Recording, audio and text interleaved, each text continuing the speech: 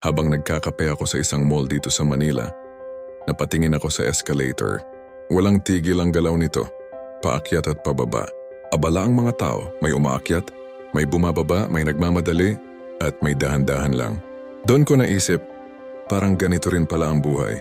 Minsan umaakyat tayo, may tagumpay, may biyaya, may mga panahong pakiramdam natin ay umaangat ang ating buhay. Pero minsan din bumababa tayo. May pagsubok, may pagod, may mga pagkakataong tila bumabagal o bumibigat ang ating lakad. Pero may isa pang aral na ipinapakita ng escalator. Una, patuloy ang galaw ng buhay.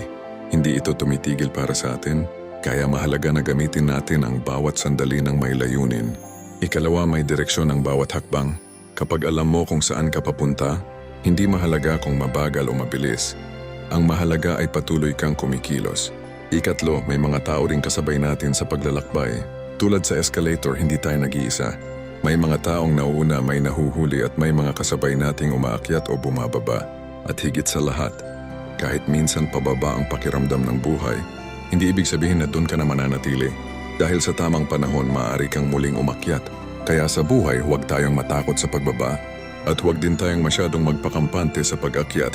Ang mahalaga ay patuloy tayong lumalakad kasama ang Diyos. Amen.